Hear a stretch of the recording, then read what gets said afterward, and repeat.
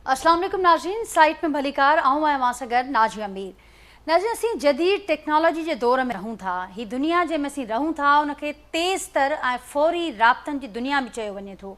ऐं इन जी जिद जो अंदाज़ो उन ॻाल्हि मां आसानी सां लॻाए सघिजे थो त कंहिं बि दुनिया जी हिकु कुंड में वेही करे दुनिया जी ॿी कुंड ताईं जेको राब्तो आहे उहो हाणे तमामु घणो तेज़ आहे, तमामु घणो फौरी आहे ऐं तमामु घणो तेज़ीअ सां असीं किथे बि पहुची सघूं था, उन्हनि ताईं रीच करे सघूं था, राब्तो करे सघूं था। ऐं उनजो अंदाज़ो इन मां बि लॻाए सघिजे थो त जीअं त हिकु कुंड खां ॿी कुंड ताईं उन खां सवाइ सैटेलाइट मिशन हुजे, समुंड जे असां बिल्कुलु तरे में हलिया वञूं या उन खां सवाइ किथे बि हवाउनि में मौजूदु हुजूं, असीं हिक ॿिए सां राब्ता करे सघूं था। ही एतिरो जदीद टेक्नोलॉजी वारो दौरु आहे। पर हिन दुनिया अंदरि, हिन जदीद ऐं तेज़ ऐं फौरी राब्तनि वारी दुनिया अंदरि जेके हक़ीक़ी राब्ता आहिनि उहे तमामु घणा घटिजी विया आहिनि। ऐं असां ॾिसूं था त उहे हक़ीक़ी राब्ता घटिजण जे करे जेके हानिया थियनि था असांजे भर पासे में, असीं ओवरऑल ॾिसूं था त असांखे जेके हानिया इहे नज़र अचनि था, असांखे उन जा पेरा खणण जी ज़रूरत हिन वक़्तु जेका महसूसु कई पई वञे ऐं उहा तॾहिं तमामु घणी शदीद थिए थी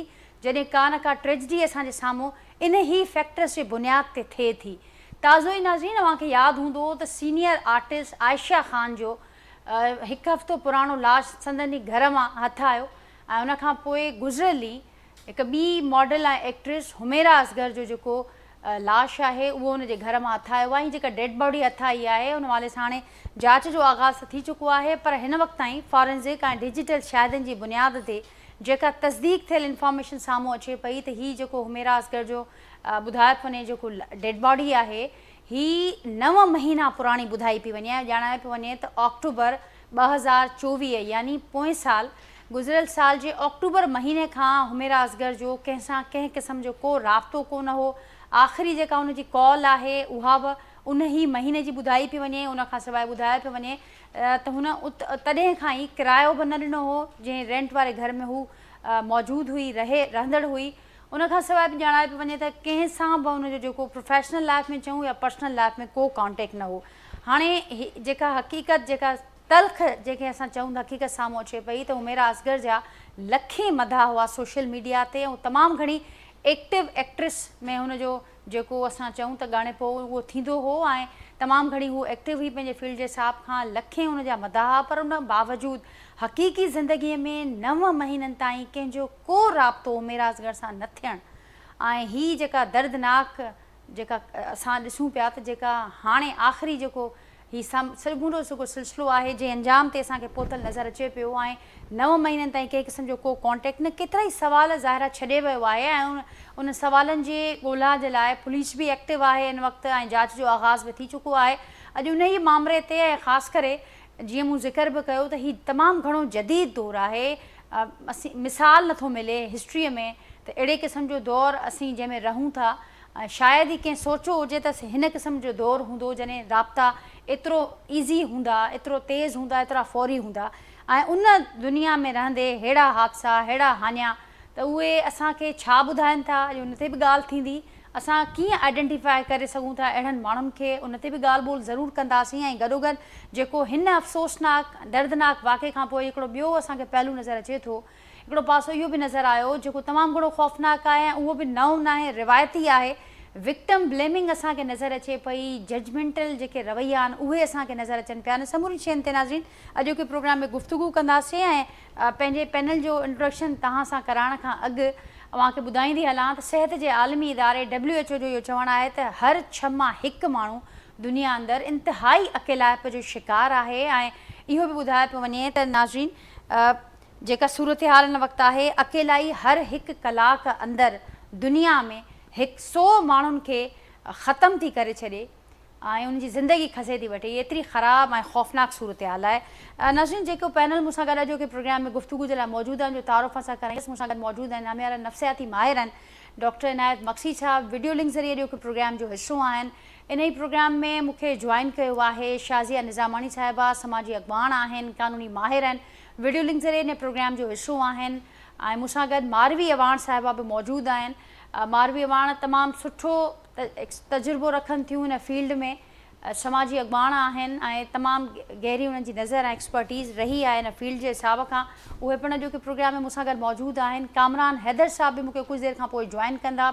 सखर IBA में सोशियोलॉजी पढ़ाइनि था ऐं उन सां गॾोगॾु जेके शयूं असां डिस्कस कयूंसीं समाज जा जेको ही लाड़ा आहिनि या जेके ही रवैया या ही बेहसी असां चऊं उन्हनि ते तमामु घणो हू रिसर्च बि रखनि था ऐं घणी उन्हनि जी एक्सपर्टीज़ आहे। उन्हनि खे बि वेलकम चवंदसि ऐं तव्हां सभिनी खे भलीकार ऐं सभिनी जी महिरबानी मां गुफ़्तगू जे लाइ वक़्तु कढियो आहे। सभिनी जी इजाज़त सां डॉक्टर इनायत मक्सी साहब अवां खां गुफ़्तगू जो आगाज़ कंदमि। अञा ज़ाहिरा जात जो आगाज़ थियो आहे। तमामु घणो अफ़सोसनाक वाक़ियो आहे ऐं जेके उन खां बि जेके असांजे साम्हूं जेके दर्दनाक हक़ीक़तूं या असां छिरकाईंदड़ ॻाल्हियूं चऊं उहे साम्हूं अचनि पियूं उनजो सिलसिलो बि जारी आहे। पर जेका हिन वक़्तु ताईं तस्दीक थियल जेका इंफॉर्मेशन साम्हूं अचे पई फॉरेंसिक ऐं डिजिटल शायदनि जी बुनियाद ते पुलिस इहा ॻाल्हि करे पई त हीउ जेको सिलसिलो आहे जेका डेड बॉडी मिली आहे उमेर असगर जी 9 महीना पुराणी आहे ऐं 9 महीननि ताईं कंहिं क़िस्म जो को कॉन्टेक्ट हुमेरा असगर सां न थियो आहे। स्पेसिफिकली हिन केस खे वठी करे या जेके मां अंग अखर शेयर कया त हीउ तमामु घणो जदीद दौरु आहे, जदीद टेक्नोलॉजी जो दौरु आहे ऐं हुन में हीअ जेका सिलसिला आहिनि हक़ीक़ी ज़िंदगी में को राब्तो न आहे। कीअं ॾिसो पिया मां हिन समूरे वाक़े खे ऐं हिन सूरतहाल खे? इनफरादी तौर ते जेको वाक़ियो आहे उहो त ज़ाहिरा अफ़सोसनाक आहे। हिकिड़े नौजवान औरत जो, हिकिड़े आर्टिस्ट जो, हिकिड़े ज़हीन माण्हू जो ऐं ख़ासि तौर ते लाहौर जे NCA मंझां ग्रेजुएशन कंदड़ हिकिड़ी अहिड़ी आर्टिस्ट जो ईअं अकेलाई ऐं बेगाणप मंझि मौत थियो आहे जो एतिरे अरसे खां पोइ वञी माण्हुनि खे ख़बर पई आहे। इंसानी अलमियो त इहो आहे ई आहे। समाजी अलमियो बि आहे त हिकिड़ो माण्हू हिकु जॻह ते रहे थो ऐं लतीफ़ जी 300 साल पुराणी सिट आहे, पाड़े न आहे पर उड़त का रात रंजाए गुज़री। पाड़े मंझि छा पियो थो थिए अॼु हिन मुल्क या हिन मुआशिरे मंझि इहा शइ कोई बि मालूम करण जी कोशिश नथो करे। उन्ही जो सबबु प्राइवेसी बि थी सघे थो, इन्ही जो सबबु ख़ौफ़ बि थी सघे थो, इन्ही जो सबबु इहो बि थी सघे थो त बाबा हर कंहिंजी मर्ज़ी आहे, जंहिंखे वणे जेका ज़िंदगी चाहे वञी गुज़ारे। पर इन खां वधीक ख़ौफ़नाक शइ इहा आहे जेका तव्हां थोरी देरि अॻु ॿुधाए विया आहियो। फेसबुक जे हवाले सां कंहिंजा लखें दोस्त आहिनि, यूट्यूब जे हवाले सां कंहिंजा किरोड़े जेके फैन आहिनि, चैट GPT जे ज़रिए अलाए किथे अलाए कंहिंसां छा छा करे सघिजे थो। पर हिन वक़्तु जेका हक़ीक़ी सूरतहाल आहे उहा इहा आहे त इंसान पूरी पंहिंजी तहज़ीबी तारीख़ में इंसानी नफ़्सियात कॾहिं बि हिन पॉइंट ते, हिन जेका जॻह आहे वक़्त जी, उन्ही ते कॾहिं बि अॻे न आई हुई जो हुन में वजूदी वेगाणप, इनफरादी अकेलाई एॾी त घणी, एतिरी त गहरी थी वई आहे जो हाणे दुनिया में कंहिं बि माण्हूअ जो अकेलो कंहिं फ्लैट में, कंहिं घर में, कंहिं वॾे बंगले में लाश मिलणु मामूल जी ॻाल्हि थी पियो आहे। जापान इन्ही में पहिरें नंबर ते आहे। हुननि त इन्हीअ ते हिकिड़ो नालो बि कोडोको कोशी जे नाले सां इजाद करे छॾियो आहे त बाबा जेको अकेलो रहे थो हुननि जा बाथरूम बि डिजिटलाइज़्ड आहिनि। कोई बि वञी ऑनलाइन चेक करे सघे थो त जापान जो मॉडर्न डिजिटल बाथरूम छा आहे। अव्हां जेके डिजिटलाइज़्ड थिया आहियो, ख़ासि तौर ते मां हिकिड़े माण्हू जो ज़िक्र कंदुसि, जोनाथन हैडिट जो। ही साहब सोशोलॉजिस्ट आहे, हुनजा 4 किताब आहिनि। ते आख़िरी किताब संदसि आहे दी एंग्शियस जनरेशन। जेके ॿार, जेके नौजवान, जेके माण्हू 1995 खां पोइ ॼावा आहिनि ऐं ख़ासि तौर ते 2000 खां पोइ ॼावा आहिनि, यानी हुननि जो उमिरि अॼु 25-24 साल आहे। इहे ॿार, इहे नौजवान ज़िंदगीअ में सभ खां वधीक अकेला, परेशान हाल ऐं मायूस आहिनि। ऐं इन्हनि मंझि अकेले रहण जूं आदतूं, परेशान रहण जूं आदतूं घणियूं आहिनि, छो त हू डिजिटली कनेक्टेड आहिनि, समाजी तौर ते कंहिंसां कनेक्टेड कोन्हनि। हाणे अचूं था कराची में थियल इन्ही अदाकारा जे अहिड़े मौत ते। कराची पाकिस्तान जो सभ खां वॾो शहर आहे, दुनिया जे चंद तमामु वॾनि बेहुंगम बदशिकिलनि शहरनि मां हिकिड़ो आहे, जिथे गैर फितरी वाद थी आहे। सिर्फ़ 70 साल अॻु में 75 साल अॻु में इन्ही जी आबादी 55,000 50,000 हुई ऐं 75 सालनि में ज़रे घटि वञी 2 करोड़ ते पहुती आहे। मां कराची जे हिकिड़े साबिक़ कमिश्नर जा लफ़्ज़ हिते चवां थो, मूं हुन खां ज़ाती तौर ते कचहरी में सुवाल कयो त छा ही शहर गवर्नेबल आहे, त हुन चयो न, इहो मुमकिन कोन्हे। कराची सभ खां वधीक ॻुथियल शहर आहे, तंहिंजे करे कराची तमामु घणे अकेले रहंदड़ वेगाणप जे शिकार माण्हुनि जो शहर आहे। उते डिफेंस वारे इलाइक़े में बंगलनि में माण्हू मरी वेंदा आहिनि, सालनि जा साल बंगला बंदि पिया हूंदा आहिनि। कॾहिं हीअं बि थींदो आहे, तव्हां एधी वारनि खां चीपा वारनि खां पुछी ॾिसो, लाश एम्बुलेंस में रखिजी रहियो हूंदो आहे, लाश जा वारिस कार में चढ़ी एयरपोर्ट रवाना थी रहिया हूंदा आहिनि। At the very same time हिन मुआशरे जी इहा हालत आहे। ग्लोबली मुआशरो कीअं आहे तव्हां अॻ में ॿुधाए चुका आहियो। चवणो आख़िर में सिर्फ़ु एतिरो अथमि हिन हवाले सां त महिरबानी करे ज़ाती ज़िंदगीअ में मुंहं साम्हूं जेके बि तव्हांजा तालुक में माण्हू आहिनि, वास्तेदार आहिनि, जिन सां तव्हांजो रिश्तो नातो आहे, जिन सां तव्हां चिड़ी काविड़जी बि सघो था, जिन सां तव्हां कॾहिं वेही चांहि पी सघो था, जिन सां तव्हां हिकिड़े वेले ते वेही का मानी खाई सघो था, उन्हनि सां वेझा रहो, उन्हनि खां तालुक न टोड़ियो। इंटरनेट जो, सोशल मीडिया जो तालुक वर्चुअल तालुक आहे, हक़ीक़त जो इन सां कोई तालुक कोन्हे। उते तव्हांजा करोड़े भली फैन हुजनि, हज़ारे लखें दोस्त हुजनि, हक़ीक़ी ज़िंदगी में तव्हां पोइ ईअं अकेला थी वञो था जीअं तव्हां ही ॿई वाक़िया ॾिसी चुका आहियो। इहे असां वटि शुरूआत आहे अहिड़नि वाक़ियनि जी। Korea, China, America, Europe, Japan, उते इहा शइ हिन वक़्तु आम थी चुकी आहे त माण्हुनि जा लाश ईअं बंदि जॻहुनि मां मिलनि था। उहे साल, महीना, ॾींहं, हफ़्ता पुराणा आहिनि, पर अञा ॻाल्हियूं असां वटि पहुतियूं न आहिनि। सूरताल इहा आहे असांजी। मक़सदु तव्हांजी ॻाल्हि खे अॻियां वधाईंदसि ऐं ज़ाहिर आहे जेका ॻाल्हि अव्हां कई, हिकु फील्ड जो ज़ाहिर आहे को मसइलो कोन्हे। हे त असां ॿई जेके वाक़िया कोट कयूं था, ही ॿई जेके हुआ उन्हनि जो तालुक़ु मीडिया सां हो, शोबिज़ इंडस्ट्री सां हो, पर ज़ाहिर आहे जेका ॻाल्हि अव्हां कई त ही त हाणे हिननि सभिनी खे माण्हू सुञाणनि पिया, हिननि जा लखें मधा हुआ, पर उन खां सवाइ जेका सूरत हाल अव्हां ॿुधायो पिया या जेके फिगर्स असीं ॾिसूं था त दुनिया जे मुल्कनि में बि इन जा मिसाल मौजूदु आहिनि। ख़ुदि असां वटि उहे माण्हू अकेला बि जिन खे ख़बर बि कोन थी पवे, अकेला बि वेगाणनि जो शिकार थियनि था। ऐं जेका ॻाल्हि अव्हां कई त जेका वर्चुअल तालुक़ु थिए थो, हक़ीक़ी तालुक़ जे तरफ़ असांखे वरी वापसि मोटणो पवंदो, हक़ीक़ी राब्तनि ॾे असांखे वरी ॾिसणो पवंदो। नफ़्सियाती पासनि ॾे अव्हां ॿुधायो, समाजी जेके हिन जा पासा आहिनि, जेके हिन जा लीगल साइड आहे, उन ते बि ज़रूरु ॻाल्हाईंदासीं। मूंसां गॾु कामरान हैदर भी मौजूदु आहिनि, शाज़िया निज़ामणी साहिबा, मारवी अवान साहिबा मूंसां गॾु मौजूदु आहिनि। कामरान साहिबु, अव्हां जे पासे ॾे ईंदसि। जेका ॻाल्हि इनायत मक्सी साहिबु कई, ऐं कीअं ॾिसो पिया अव्हां हिन समाजी अलमीअ खे ऐं जेके हिन जा फैक्टर्स ॿुधाइनि पिया, उन सां केतिरो अग्री कयो था अव्हां डॉक्टर इनायत साहिब जी ॻाल्हि खां, ऐं अव्हांखे छा नज़र अचे पियो हिन खे असांखे अहिड़नि वाक़ियनि खे, ख़ासि करे जेके हीअ ॿ वाक़िया वेझण में थिया आहिनि, इन्हनि खे असांखे कीअं ॾिसणु घुरिजे? हीअ समाजी अलमियो आहे या कंहिं फ़र्द जी पंहिंजी का मर्ज़ी या ख़ुदि मुख़्तारी जो मामिलो आहे? कामरान साहिबु, मुंहिंजो आवाज़ वहां ताईं पहुचे पियो? मूंखे ॿुधो पिया अव्हां?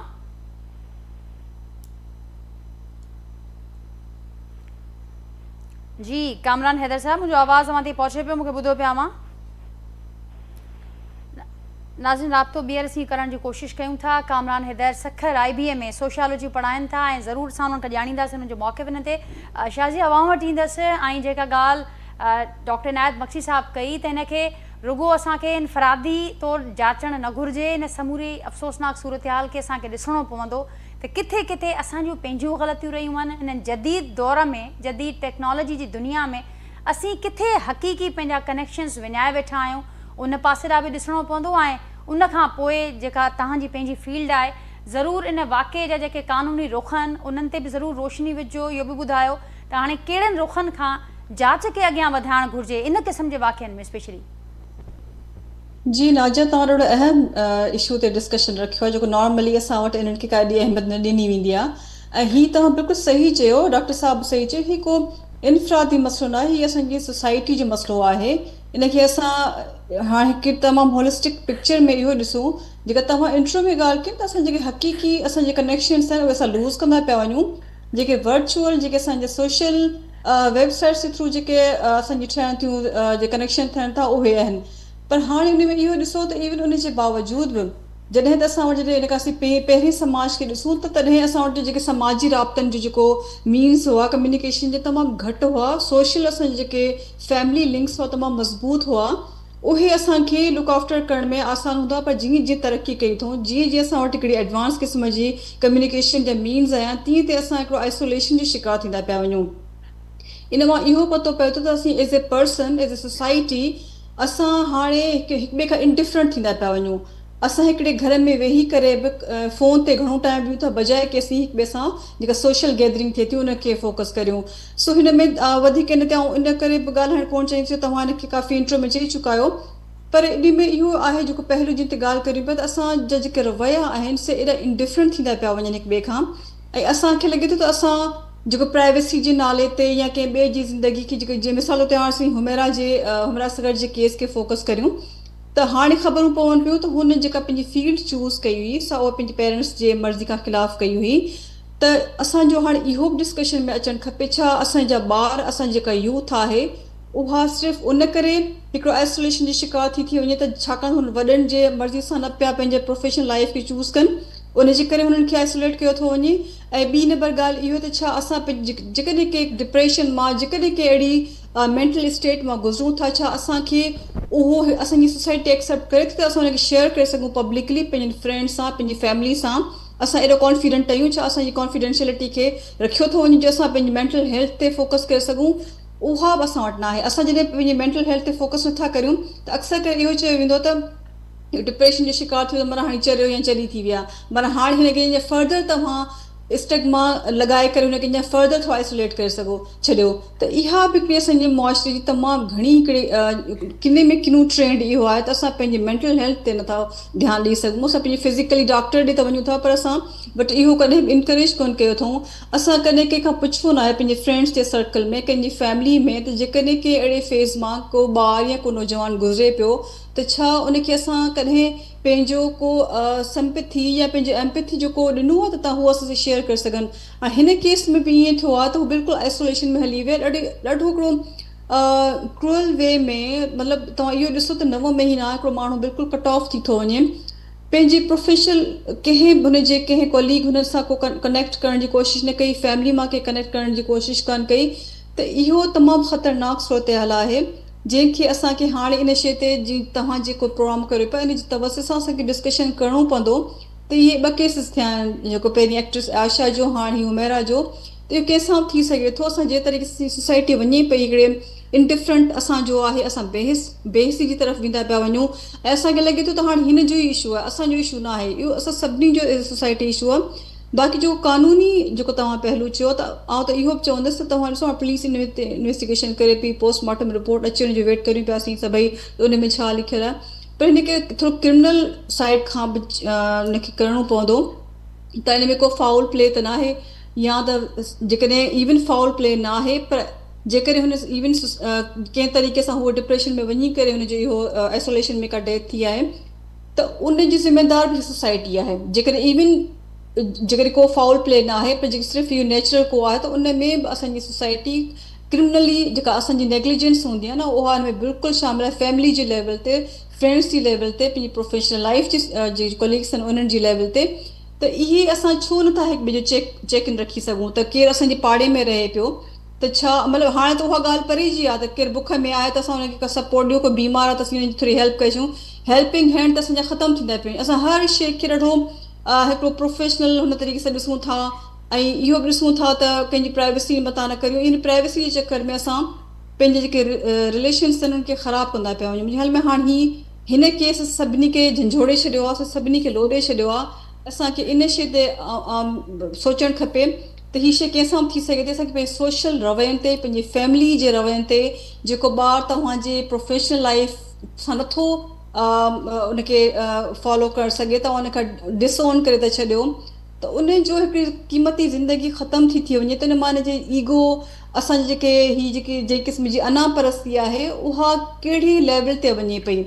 सो मुंहिंजे ख़्याल में इन्हनि सभिनी शयुनि ते असांखे नज़र रखणी पवंदी, तमामु सोचणो अहम पवंदो। ॻाल्हि, तमामु अहम ॻाल्हि शया मां जी ॻाल्हि खे अॻियां वधाईंदसि ऐं मारवी अवां वटि ईंदसि। जेका ॻाल्हि शाज़िया निज़ामाणी कई त असांखे पंहिंजे रवैयनि खे बि ॾिसणो पवंदो, शयुनि खे बि ॾिसणो पवंदो ऐं अव्हांखे एक्सपीरियंस आहे तमामु घणो, तमामु केतिरा ई केसिस अवां इन हिसाब सां तव्हां ॾिठा बि आहिनि। वायलेंस जो शिकार जेके ख़ासि करे औरतूं आहिनि उन्हनि जा केसिस अवां तमामु क्लोज़ली उन्हनि खे ॾिठो आहे, सॉल्व कयो आहे। त हाणे जेका ही सिचुएशन आहे, जेका ॻाल्हि शाज़िया बि कई त असांखे ॾिसणो पवंदो रवैयनि खे, त पंहिंजी मर्ज़ीअ सां जेकॾहिं कोई पंहिंजो कोई प्रोफेशन चूज़ करे थो या के ॿिया फ़ैसिला वठे थो त उनजी छा सज़ा हुनखे ईअं ॾिबी त उनखे अकेलो करे छॾिबो, या जेकॾहिं को माण्हू पंहिंजी प्राइवेसीअ जे लाइ या पंहिंजे के फ़ैसिलनि जे हवाले सां पाण का लाइफ चूज़ करे थो, उहा ई ज़ाहिर आहे उनजो रीज़न जीअं डॉक्टर साहब चयो त उहो को ख़ौफ़ थी सघे थो, का ॿी शइ थी सघे थी। त हाणे ही जेका सूरत हाल असांजे साम्हूं पैदा थी आहे, असां ॾिसूं था त ही सभु शयूं हूंदे हिकु पासे असां मज़म्मत बि कयूं था, इहो बि चऊं था त ही हिन मामलनि खे ठीकु थियणु घुरिजे, ॿिए पासे असां अॻु भरा बि हुजूं था विक्टिम ब्लेमिंग करण में। ही बि जेको वाक़ियो थियो आहे त विक्टिम ब्लेमिंग तव्हां ॾिठी हूंदी ओवरऑल, कीअं ॾिसो पिया समूरे हिन वाक़िए खे ऐं उन खां पोइ जेका सूरत हाल आहे? जी नाज़िया, तव्हां इन टॉपिक के बिल्कुलु असां सभु तव्हांखे एप्रिशिएट था कयूं, ज़रूरी आहे हिन ते तमामु घणो ॻाल्हाइणु। ऐं असांजे पैनलिस्ट साथियुनि ॾाढा अहम पहलू अॼु उथारिया आहिनि, उन्हनि ते रोशनी विधी आहे। बिल्कुलु असां हिन ॻाल्हि खे सम्झूं था कि केतिरो ज़रूरी आहे कि हिन डिजिटलाइज़ेशन दौर जे अंदरि असांखे ईअं लॻे थो कि अगरि कोई असां वटि फेसबुक ते, इंस्टाग्राम ते, सोशल मीडिया ते ऐड आहे त मतिलबु असांखे हुनजी वेलबींग ख़बर आहे। लेकिन जेसि ताईं असांजा जेके हक़ीक़ी कनेक्शन्स, असांजो हिक ॿिए सां मिलणु, हिक ॿिए खे सपोर्ट करणु या हिक ॿिए खां ईअं ई पुछी छॾणु कि मुंहिंजी कंहिं दोस्त खे या कंहिंखे मुंहिंजी अगरि ज़रूरत हुजे या छा, त हिकिड़ो चेक ऑन रखण जो जेको सिलसिलो हुयो, जेके अॻे ज़माने में असां जीअं असां वॾा थिया आहियूं घिटियुनि में खेॾी करे ऐं हिक ॿिए खे खाधा ॾेई करे हिक ॿिए सां वेही करे असांखे ख़बर हूंदी हुई केरु किथे रहे पियो, छा आहे। लेकिन अॼुकल्ह जे दौर में अर्बन हिननि एरियाज़ जे अंदरि तमामु घणो हिकिड़ो इहो ट्रेंड आहे कि कंहिं पाड़े वारे खे कुझु ख़बर न हूंदी आहे कि पासे वारे घर में छा थो थिए। इन जा बि तमामु घणा रीज़न्स आहिनि।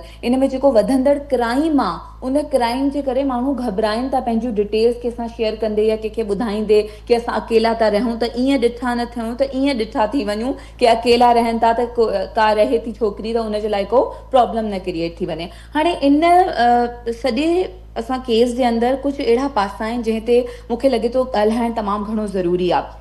सभिनी खां पहिरीं ॻाल्हि कि जॾहिं असां ॾिसूं था, डेटा बि असांखे ॿुधाए थो, असांजे पैनलिस्ट बि इहा ॻाल्हि कई आहे कि ख़ुसूसन जेके अर्बन एरियाज़ आहिनि उन में अहिड़ियूं वाक़ियात थियनि था जंहिंमें डिफेंस में या कंहिं बि अहिड़े पोश इलाइक़नि में ईअं बॉडीज़, डेड बॉडीज़ मिलनि थियूं घरनि जे अंदरां।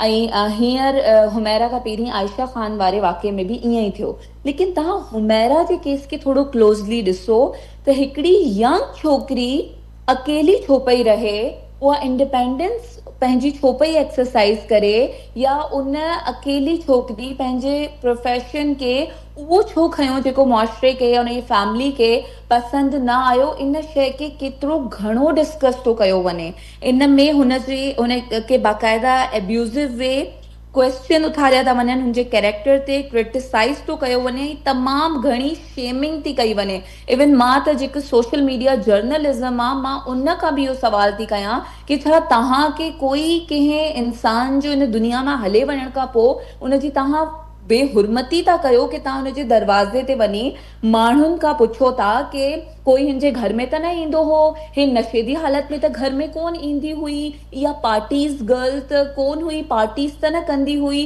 त इहा सॼी असांजी मुआशरे जी उहा ज़हनी कैफ़ियत आहे जेकी हिकिड़ी औरत जे अकेले घर मां रहण या उनजो जेको पेशो हुयो उनखे प्रैक्टिस करणु, ऐं वरी मथां खां जेको अफ़सोसनाक रवैयो उनजे घर वारनि जी तरफ़ां आयो आहे, उन खां पोइ एतिरी घणी जजमेंट, एतिरी घणी मिस इंफॉर्मेशन ऐं एतिरी घणी स्टोरीज़ हलनि थियूं जेके तमामु घणो दुख थियूं ॾियनि। मारवी हिकिड़ो पॉइंट जस्ट एड कंदसि, बिल्कुलु अवां दुरुस्त पिया फरमायो, ऐं ॻाल्हि सिर्फ़ु हेसि ताईं बि महदूद कोन पई नज़र अचे। असीं सभु ज़ाहिर आहे जेके एक्सपर्ट्स आहियो हिन फील्ड्स जा, उहे मुतफ़िक़ आहियो या जीअं असां शयुनि खे ॾिसूं था त ही कंहिं फ़र्द जो मामिलो आहे, कंहिं जेंडर जे बेसिस ते उनखे जज करणु कंहिं तौरु जस्टिफाई ज़ाहिर आहे नथो थिए।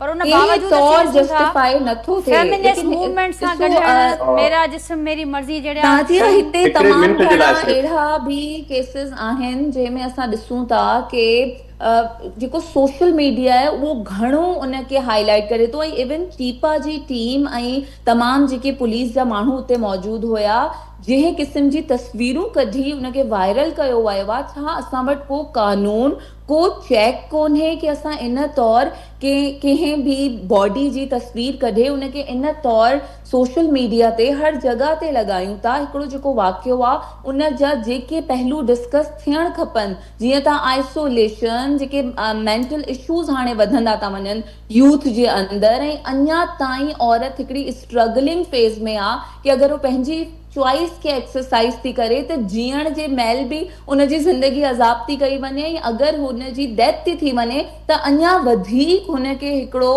ड्रामेटिकल वे में हिकिड़ी मिस इंफॉर्मेटिव वे में ई हुनजी तमामु घणी अहिड़ी लाइफ जा पर्सनल पहलू जंहिंजे मथां शायदि हिकिड़े इन्वेस्टिगेशन ऑफिसर खे बंदि रिपोर्ट में डिस्कस करे ऐं प्रॉपर फैक्ट्स सां रिवील करणु खपे। उन ते हर माण्हू उन्हनि जे दरवाज़े ते बीठो आहे and they are discussing about it.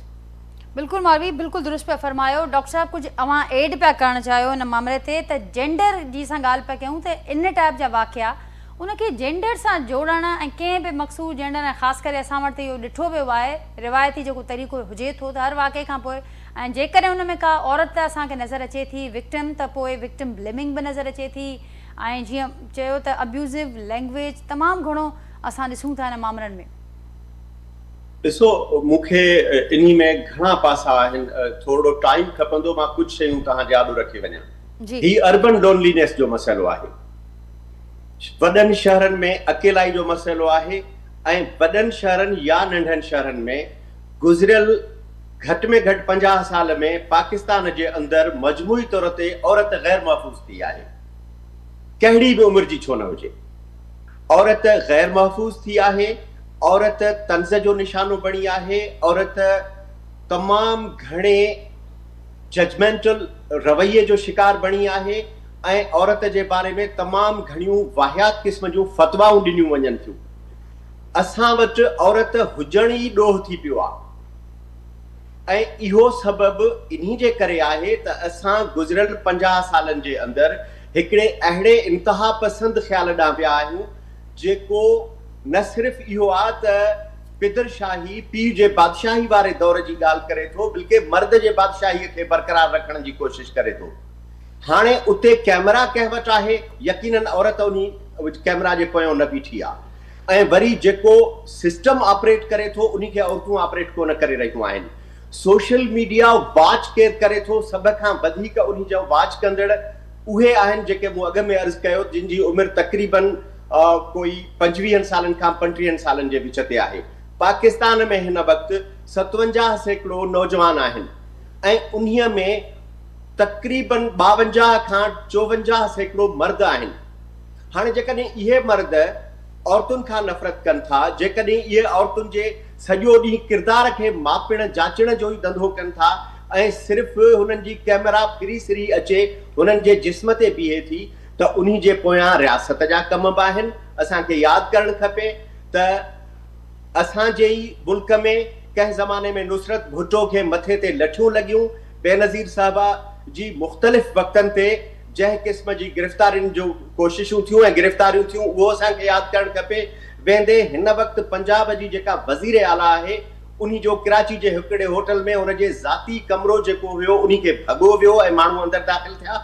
हिते औरत जी प्राइवेसी नाले का शइ कोन थी थिए।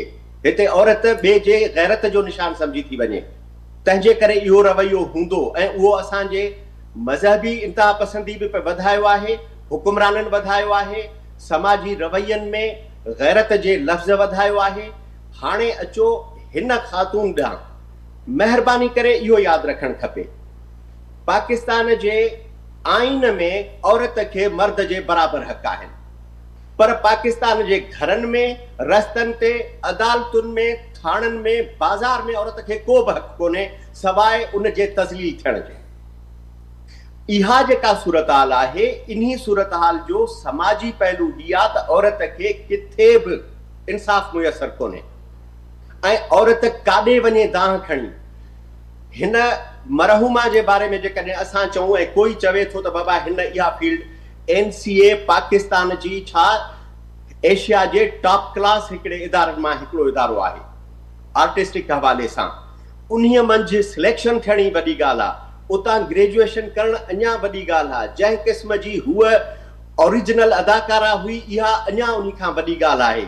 इन्हीअ सां मर्दनि जो साड़ हुजणु, मर्दनि जी इन्हीअ खां जेका जेलेसी आहे, जेका एनवी आहे, उहा लाज़िम हूंदी ऐं उहा पके थी पई उन्हनि यूट्यूबर्स जे वात मंझां, उन्हनि सोशल मीडिया जे अहिड़नि माण्हुनि जे वात मंझां जेके हिन मुआशरे जा ख़ुद पसंद ज़हरीला मर्द आहिनि। ठीक डॉक्टर साहब, औरत बिल्कुल दुरुस्त पे फरमायो। मांजी ॻाल्हि खे मां अॻियां वधाईंदसि ऐं शाज़िया मां अवां वटि ईंदसि। जेका ॻाल्हि डॉक्टर साहब कई ऐं तमामु अहम पॉइंट आहे त हिते जेका सूरत हाल असांखे नज़र अचे पई, बज़ाहिर जेको असुल बुनियादु आहे, जेको असुल मामिलो आहे अर्बन लोनलीनेस जो जेको मामिलो आहे उहो त किथे पोइते हलियो वियो।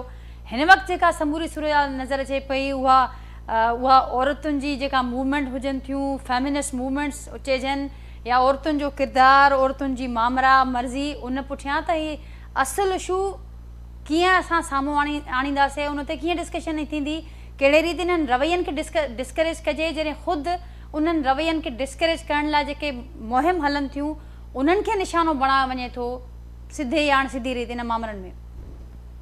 बिल्कुलु नाज़िया, हिन में जेको असां ॻाल्हि कयूं था पेट्रियार्कल सिस्टम आहे जंहिंमें इहो जेकॾहिं का बि औरत आहे, हाणे तव्हां ॾिसो जेका औरत सिर्फ़ु डिपेंडेंट आहे पंहिंजे कंहिं फैमिली मर्द ते, भले पीउ हुजे, भाउ हुजे, मुड़ुसु हुजे, अच्छा उहा क़ाबिल क़बूल न आहे, उहा बिल्कुलु स्लेव थी रहे ऐं अब्यूज़िव ज़िंदगी गुज़ारे त उहा हिकिड़ी सुठी औरत चइबी। उहा ऐं जेकॾहिं ॿिए पासे उहा औरत जीअं सदफ़ हासरो जो केस था वञे साम्हूं, टीचर जेका शदाद कोर्ट में जंहिं क़तलु कयो वियो, या ॿिए पासे हीउ जेको अॼु वारो वाक़ियो थियो, ॿ ॾींहं पहिरीं वारो वाक़ियो थियो, उन में जॾहिं औरत पंहिंजी वॉइस खे, पंहिंजे चॉइस खे या पंहिंजी जेका सही आहे उन ते कमु करणु शुरू करे थी त उहा फ़ौरन उन सोसाइटी जे लाइ हिकिड़ी बदकिरदार औरत जे तसवर में उनखे शामिलु कयो थो वञे।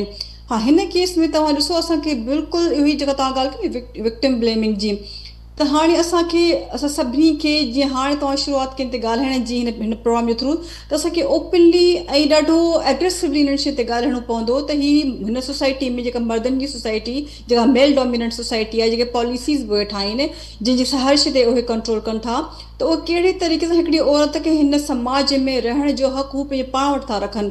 किथे हू पंहिंजे पाण उन हक़ इस्तेमालु करे हुन ते हथु खणनि था, उनखे मारीनि था, ॿिए पासे अहिड़ा रवैया अख़्तियार कनि था जीअं मिसाल तौर ते फैमिली लेवल ते ॻाल्हि करियां, असीं रियासत खे बि छॾियूं, असां आइन खे बि छॾियूं, असां मुआशरे खे बि छॾियूं, असां पंहिंजे घरनि जी लेवल ते ॾिसूं त असांजे घरनि में छा असां वटि उहा इवन न्याणी का औरत बि महफ़ूज़ आहे, उहा एसिताईं महफ़ूज़ आहे जेसिताईं उहा ख़ामोश रहे थी, जेको ज़ुल्म थिए थो उनखे बर्दाश्त कंदी अचे थी त पोइ तेसिताईं उहा सेफ सम्झी थी वञे। पर उते असांजो जॾहिं तव्हां ॾिसो मर्दनि वटि छोकिरनि जे लाइ अलॻि सां हिकिड़ा रवैया आहिनि असांजा, उहो राति जे कहिड़े ॿाहिरि निकिरी सघे थो, उहो पंहिंजी कहिड़ी फील्ड चूज़ करे सघे थो। असां वटि सभिनी जेके पाबंदियूं आहिनि सिर्फ़ु न्याणियुनि जे लाइ, औरतुनि जे लाइ आहिनि। त शाज़िया, छा अवां सम्झो पिया त अञा वधीक हथी मिले थी अहिड़नि मनफ़ी रवैयनि ते, ख़ासि करे इन्हनि वाक़िअनि खां पोइ जेका असां विक्टिम ब्लेमिंग वारी अप्रोच ॾिसूं था त उन खां पोइ वधीक हथी मिले थी इन मनफ़ी सोच खे? बिल्कुलु नाज़िया, हथी इन करे मिले थी, ॾिसो तव्हां सोशल मीडिया ते ॾिठो हूंदो माण्हुनि इहो चवणु शुरू कयो, ॾिसो अकेली रहंदी न तॾहिं त मारी वई, हो जिहाद सां गॾु त हिनखे केरु लुक आफ्टर करण वारो हुजे हा, ॾिसो हाणे अकेली रहे थी हिन समाज में, छा ही को भगड़नि जो समाज हो जंहिंमें अकेली न पिए रही सघी, उहा हिकिड़ी इंडिपेंडेंट पढ़ियल लिखियल छोकिरी हुई जेका पंहिंजे ऑटोनॉमी रखंदी पंहिंजी बॉडी ते, पंहिंजी वॉइस ते, जेकॾहिं उनखे वी डोंट नो कहिड़े क़िस्म जा जेके हुन सां रवैयनि जो हू शिकार थी वई, कहिड़े क़िस्म जा हुन वटि जेको हिनखे डेलीबरेटली आइसोलेट करे छॾियो वियो, त उहे सभु असांखे हाणे उन्हनि ते स्टडी करणी पवंदी। असांखे ओपनली हाणे इन क़िस्म जेके पॉइज़नस क़िस्म जा रवैया आहिनि उन्हनि खे असांखे कॉल आउट करणो पवंदो त हीअ हाणे इनफ इज़ इनफ। असांखे हिननि मुआशरे में पढ़ियल लिखियल न्याणियूं, पढ़ियल लिखियल औरतूं जेके पढ़ी लिखी जॾहिं मुआशरे में पंहिंजो रोल प्ले करणु चाहिनि थियूं त उन्हनि जी ज़िंदगी हुते ख़तमु थी वञे, किथे मारी थी वञे, किथे पाणी उन रवनि जो शिकार थी करे उहो ज़िंदगी तां हथु खणी थी वञे। त इन में नाज़िया इहो थी चवां त हाणे असांखे हिकिड़ी पॉलिसी लेवल ते असांखे लेजिस्लेशन जी ज़रूरत आहे नशे में। ॿिए पासे जेके इन क़िस्म जे सोशल मीडिया ते जे क़िस्म जा कॉमेंट रिमार्क्स अचनि था, सख़्तु क़िस्म जो असांखे इन ते हिकिड़ो एक्शन गवर्नमेंट खे खणणु खपे। हा, असां लॉस अची वञनि, पर ज़रूरु उहे इस्तेमालु कया था वञनि पॉलिटिकल मोटिव जे लाइ। हिते जेको सोसाइटी में जे क़िस्म जा औरतुनि जे लाइ ग़ैर महफ़ूज़, उहो भले ऑनलाइन को फोरम हुजे, घर हुजे, ऑफिस हुजे, कहिड़ो को फोरम हुजे, का पब्लिक प्लेस हुजे, त असांखे हाणे स्ट्रिक्ट क़िस्म सां उन जी रवनि खिलाफ़ डिमांड करणी पवंदी त हिन क़िस्म जे सिक्योर कयो वञे, सेफ कयो वञे औरतुनि जे लाइ। त अकेली बि रहे थी त उहो पंहिंजे पाण खे सेफ महसूसु करे। जेकॾहिं उनखे अहिड़ी क़िस्म जेको रवनि जेका प्रॉब्लम आहे, को डिप्रेशन आहे, कंहिं बि अहिड़ी क़िस्म जी ॻाल्हि आहे, त उहा ओतिरो सेफ फील करे त उनखे शेयर करे सघे, का हेल्प वठी सघे। असां वटि को सोशल सर्विस जो को प्रॉब्लम न आहे त असां कंहिंखे ॾेई सघूं था, मतिलबु असां वटि को प्रोफेशनल क़िस्म जी का हेल्प कोन्हे। जेकॾहिं केरु आहे त असां उनखे डिस्करेज कंदा आहियूं। त इन क़िस्म जे जेके मुख़्तलिफ़ क़िस्म जी सर्विसिस आहिनि, असांखे उन्हनि खे प्रमोट करणो पवंदो, इनकरेज करणो पवंदो। बिल्कुलु दुरुस्त पॉइंट टेकन शाज़िया साहिबा। ऐं मारवी अवां हुन में कुझु ऐड कंदो, ऐं गॾोगॾु जेको असुलु मुद्दो हो त अर्बन लोनलीनेस जो ही मामिलो आहे, ऐं ही कंहिं जेंडर सां हुनजो को लिंक न आहे, ही त कंहिं समाज जो जेंडर खां मथां थी करे समाज जे हर फ़र्द जो मामिलो आहे, समाज जे फ़र्द जो ही मसइलो आहे, ऐं उनखे असांखे उन ई आईने में ॾिसणो पवंदो। बिल्कुलु सही। ॾिसो नाज़िया, हिन केस ते असां सभिनी कोशिशि कई आहे कि हर पहलू ते ॻाल्हायूं, कंहिंखे मिस न कयूं, लेकिन हिते इहा तमामु अहम ॻाल्हि आहे।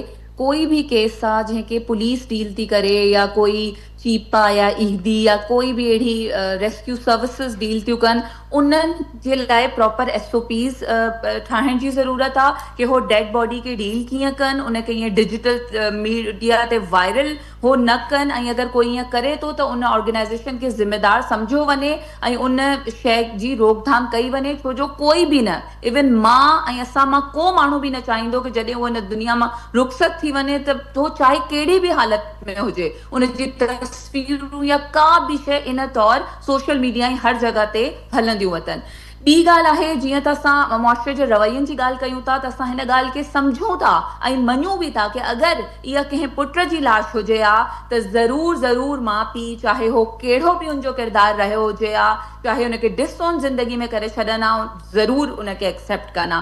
लेकिन हिकिड़ी औरत, छो जो इलाही सारा डप डहा हूंदा आहिनि, अलाए कीअं डेथ थी हुजे, रेप न थी वियो हुजे, का अहिड़ी शइ न करे छॾी हुजे, असांजी फैमिली जो ऑनर न ख़राब थी वञे, यानी औरत जीअरी बि ऑनर जी हुनजे मथे ते आहे सॼो, ऐं अगरि हुनजी ज़िंदगी ख़तमु थी वञे तॾहिं बि इहो ई डपु आहे कि अलाए कहिड़ो कमु कयो हुजईं त असां हुनजी लाश खे बि डिसऑन करे छॾूं। ऐं प्रॉपर असां लॉ जी डिमांड था कयूं। ईअं मां हिते ज़रूरु ॻाल्हाइणु चाहींदमि, छो जो घणो असांजे मुआशरे में जेके ट्रांसजेंडर्स हूंदा आहिनि, उन्हनि खे फौरी तौर ते पैदा थींदे ई डिसऑन करे छॾिबो आहे, ऐं उहे बि अहिड़े क़िस्म जी अकेलाई में ज़िंदगियूं गुज़ारींदा आहिनि, ऐं लेटर ऑन जॾहिं उन्हनि जी डेथ थी वेंदी आहे, अगरि फैमिली सां कॉन्टेक्ट कयो वेंदो आहे तॾहिं उन्हनि खे बि डिसऑन कयो वेंदो आहे। त इहो जेको जंहिं ॿार खे तव्हां हिन दुनिया में आणियो था, चाहे औरत आहे मर्द आहे, का बि जिन्स आहे, उन जी तव्हां डेथ ते, चाहे उन पंहिंजी ज़िंदगी तव्हांजे टर्म्स ते न गुज़ारी हुजे, यू कैन नॉट डिसऑन हर और हिम और एनीबडी। तव्हांखे उनखे प्रॉपर तरीक़े सां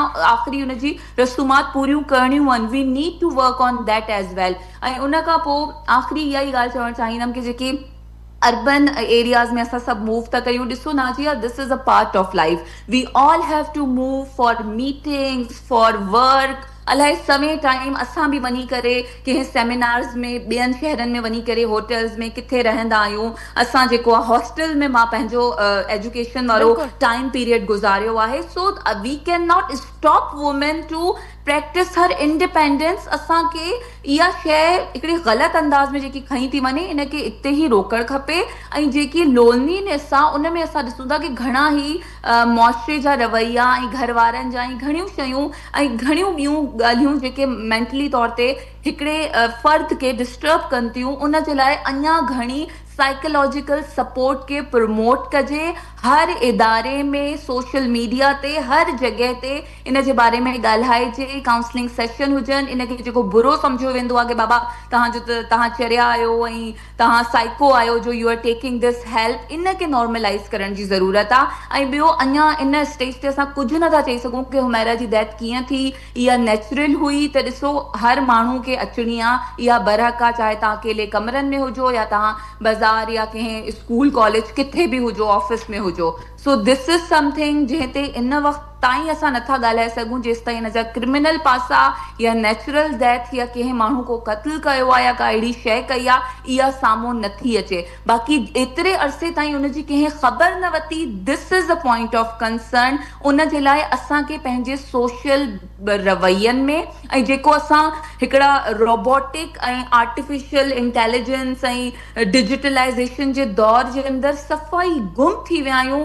थोरो सो पंहिंजे मोबाइलनि खे पासे ते रखी करे just try to connect with each other, just उहो असांजो थिंकिंग प्रोसेस ख़तम थो थींदो वञे। उहो असांजो हिक ॿिए जी हिकिड़ी परवाह करणु, उहो अहसासु, उहा बेहिसी हिकिड़ी अजीब सी फैलिजंदी थी वञे। उन ते सोचण जी ज़रूरत आहे, ॻाल्हाइण जी ज़रूरत आहे, इन्हनि प्रैक्टिसिस खे वधि में वधि सोसाइटी में प्रमोट करण जी ज़रूरत आहे। ऐं जेके बि इहा जेंडर डिस्क्रिमिनेशन ऐं हिकिड़ी औरत जी इंडिपेंडेंस, उनजी राइट टू चॉइस जेकी उनखे कॉन्स्टिट्यूशन ऑफ पाकिस्तान ॾिए थो, हुनजो राइट टू ओपिनियन और उन जेको पंहिंजो लाइफ स्टाइल गुज़ारियो उनखे क्वेश्चन करणु, उनखे शेमिंग करणु, ऐं जेके बि यूट्यूबर्स और anybody they are not sensitised, they don't have any experience, they are going to her places and making such videos, they should be stopped by FIA, by cybercrime. This should be taken seriously.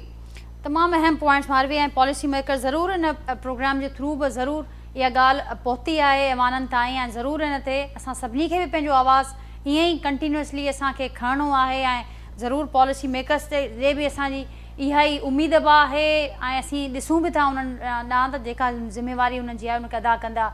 Doctor नाज़ मकसद अव्हां छा suggest कंदो way forward, ऐं ज़रूरु इहो बि असांखे ॿुधाईंदो त कीअं आइडेंटिफाई कजे इन क़िस्म जे माण्हुनि खे। हिकिड़ो पॉइंट जीअं हिते मारवी हाईलाइट कयो, तमामु अहम पॉइंट आहे त अक्सर माण्हू इन करे बि अहिड़ा डिसीजन वठंदा आहिनि त शायदि हू न चाहींदा आहिनि त हुननि जा जेके हुननि जी प्राइवेसी आहे, जेके हुननि जा फ़ैसिला आहिनि, ऐं अॼुकल्ह जो जेको दौरु आहे त हू पंहिंजी सेफ्टी जे करे बि खोड़ शयूं वठंदा आहिनि, फ़ैसिला वठंदा आहिनि। त कीअं आइडेंटिफाई कजे अहिड़े माण्हुनि खे, ऐं पोइ जेके ॿिया हिते मसइला हाईलाइट थिया उनजो हल अव्हां कीअं ॾिसो पिया? ॾिसो, जेके बि ॻाल्हियूं थी वियूं आहिनि उन में जेको मरकज़ी नुक़्तो आहे उहो कंहिं नौजवान ख़ातून जो मौत आहे। हाणे फ़र्ज़ था करियूं ख़ुदकुशी आहे, फ़र्ज़ था कयूं क़त्ल आहे, फ़र्ज़ था कयूं फितरी या कुदरती मौत आहे, जेको बि आहे, पर इहो लाश अलाए केतिरा ॾींहं इन हाल में पियो हुयो। जेकॾहिं पाड़े वारा परूड़ लहनि हा त ईअं न थिए हा। जेकॾहिं जेके बि हुन सां कनेक्टेड हुआ इंटरनेट या फ़ोन जे ज़रिए उहे इहो ॾिसनि हा त हिन फ़ोन खे छा थी वियो आहे, राब्तो ई कोन्हे, त बि कुझु थिए हा। इहो न थियो आहे, इन जी माना इहो अर्बन लोनलीनेस जे खाते में अचे थो। हाणे अर्बन लोनलीनेस खे छा करे सघो था अव्हां ॻोठनि ॾांहुं वापसि कोन वेंदा, अव्हांखे शहरनि में रहणो आहे ऐं इन शहरनि जे अंदरि रही तव्हांखे ॾिसणो आहे त अव्हां कीअं सिहतमंद ऐं ॿियनि सां राब्ते वारी ज़िंदगी गुज़ारे सघो था। सभ खां पहिरीं शइ जेका सॼी दुनिया करे रही आहे, सुधरियल दुनिया करे रही आहे, उहा इहा आहे त महिरबानी करे जेको कुझु तव्हां पंहिंजे स्क्रीन जे ज़रिए कयो था उन जो हिकिड़ो टाइम रखो। जेको बि ॿुधण वारो आहे, ऐं ख़ासि तौर ते उहे जेके 1995 खां पोइ ॼावा आहिनि ऐं अॼु ताईं उन्हनि जी उमिरि 30 साल ऐं 35 साल जे विच ते आहे, इन्हनि खां हेठि 25 साल 20 साल वारा, ॿियनि सभिनी पके पुख़्ती उमिरि वारा, उहे सम्झनि था इन ॻाल्हि खे। 40 खां वधीक वारो स्क्रीन एडिक्ट घटि थी सघंदो। जेके नौजवान आहिनि उहे स्क्रीन एडिक्ट घणा आहिनि। उन्हनि खे इहो सम्झणु खपे त अव्हां जे ॾुख सूर जी ख़बर अव्हां जे घर भातियुनि खे, अव्हां जे दोस्तनि खे हुजणु खपे। शहरनि खे, ओड़े पाड़े वारनि खे ख़बर हुजणु खपे त तव्हां हिन पाड़े में रहंदा आहियो, तव्हां हिते आहियो। अहिड़े क़िस्म जो अपार्टमेंट्स जे अंदरि एसोसिएशन्स ठाहिणु खपनि, अहिड़े क़िस्म जूं शहरनि जे अंदरि सोशल सर्विसिस हुजणु खपनि, अहिड़े क़िस्म जी नेटवर्किंग थियणु खपे। उहा हुकूमत करे, NGOs कनि या नौजवान पाण कनि या माण्हू शहरी पाण कनि, जंहिंजे ज़रिए हिक ॿिए जी ख़बर हुजणु खपे त केरु केतिरा ॾींहं गुम थी वियो आहे, केरु बीमार त न आहे, कंहिंखे का मदद जी ज़रूरत त कोन्हे, कंहिंजी का मुआशी सूरत हाल अहिड़ी ख़राब त कोन थी वई आहे। इन्ही तरह सां ई तव्हां अर्बन लोनलीनेस खे ज़ाब्ते हेठि आणे सघो था। ज़ाब्तो बि ईअं थींदो, ॾिसो हिकिड़ा माण्हू दुनिया में अहिड़ा बि आहिनि, मिसाल तौरु अमेरिका में ऐं यूरोप जे अलाए केतिरनि मुल्कनि में अहिड़ा माण्हू बि आहिनि जेके ऑनलाइन कमु कंदा आहिनि, 18-19 कलाक ऑनलाइन कमु कंदा आहिनि ऐं उहे उन सोफ़े में पिया हूंदा आहिनि पर कनेक्टेड हूंदा आहिनि। असां वटि मसइलो ही आहे त पुलिसिंग खे प्रॉपर कजे, उहो कोन थो थिए। मिसाल इन्ही ॾे बिल त विया पिए बिजली जा, पर बिजली वारनि कॾहिं तकलीफ़ कोन कई त दरवाज़ो खड़काए ॾिसनि त छा थियो आहे। इन्ही क़िस्म जो पोस्ट जूं शयूं वेंदियूं हूंदियूं जेके कोरियर्स जे ज़रिए या पोस्ट जे ज़रिए, उन्हनि बि कॾहिं तकलीफ़ न कई। बेसिक लेवल ते अव्हां खे पंहिंजे नंढपण खां वठी इहा तरबियत ॾियणी वठणी ऐं करणी पवंदी त माण्हूअ सां तालुक ई माण्हूअ खे माण्हू बणाए थो, ज़िंदा रखे थो, सेहतमंद रखे थो ऐं उन्ही खां पोइ हुनजो समाजी किरदारु हुनखे ॿियनि माण्हुनि जे विच में जीअरो रखे थो। जंहिं ॾींहुं अव्हां पंहिंजो समाजी किरदारु विञायो था, उन ॾींहुं अव्हां जिस्मानी तौरु मरणु शुरू कयो था। हिन ख़ातून जो एक्टिव समाजी किरदारु अदाकारी हुयो। अदाकार जी वॾी बदकिस्मती इहा आहे त जेसिताईं स्क्रीन ते आहे ताड़ियुनि जो फहको आहे, जॾहिं पर्दे जे पोयां हलियो वियो त कंहिंखे यादि न आहे। इहो असां वटि इंडिया में तमामु घणो आहे। तव्हां ॾिसो असां जूं केतिरियूं हुते इंडिया में अदाकाराऊं ईअं अकेलाई में गुज़ारे वयूं आहिनि। अहिड़े ई क़िस्म जी शइ असां वटि हाणे थियणु शुरू थी आहे त असांखे महिरबानी करे पंहिंजे पाण में वर्किंग करणु खपे। उन खां पोइ जे महिरबानी रियासत करे सघे त संदसि लख थोरा, न त उमीदूं मिड़ई घटि आहिनि। उन खां पोइ अव्हां अपार्टमेंट्स जे अंदरि ऐं इंटरनेट ते जेके बि आहियो या तव्हांजी फ़ोन आहे मिसाल तौरु, उन में तव्हांखे पंहिंजी फ़ोन खे ऑटो सिस्टम ते रखणु खपे त कुझु नंबर घटि में घटि अहिड़ा हुजणु खपनि जिन खे हू एमरजेंसी में कॉल करे सघे। तमाम अहम पॉइंट्स डॉक्टर साहब, ते रखे सघी आहे। तमाम अहम इन्हनि पॉइंट्स शयुनि खे ईअं करणु। तमाम अहम पॉइंट्स डॉक्टर साहब, प्रोग्राम जो वक़्तु पूरो पियो थिए पर तमाम अहम ऐं काराइती ॻाल्हि ॿोल थी आहे। अव्हांजी वॾी महिरबानी, ऐं गुफ़्तगू जे लाइ वक़्तु ॾिनो। शाज़िया निज़ामानी साहिबा, मारवी अवान साहिबा, अव्हांजी बि वॾी महिरबानी। नाज़रीन, कामरान हैदर साहब ट्रेवलिंग जे करे उन्हनि सां राब्तो असांजो मुमकिन न थी सघियो। जेका ॻाल्हि ॿोल अॼु थी आहे प्रोग्राम में, जेके बि अहम पॉइंट्स हुआ, उन्हनि ते ज़रूरु असां सभिनी खे सोचण जी ज़रूरत आहे त असीं वर्चुअल ज़िंदगी ॾांहुं जेको असांजो वधीक असां ॾिसूं था त वधीक असीं कनेक्ट थिया आहियूं, त असीं पंहिंजा जेके हक़ीक़ी राब्ता, जेके हक़ीक़ी असांजी कम्युनिकेशन या कनेक्शन चऊं, उहे विञाए वेठा आहियूं। त उन्हनि खे असांखे वापसि वरणो आहे। इहो ई वे फॉर्वर्ड आहे ऐं इन में ई असां सभिनी जी बहितरी आहे। पंहिंजे फीडबैक खां असांखे आगाह कजो। वरी सुभाणे मां सां मुलाक़ात थींदी। तेसिताईं ॾींदा इजाज़त। अल्लाह हाफ़िज़।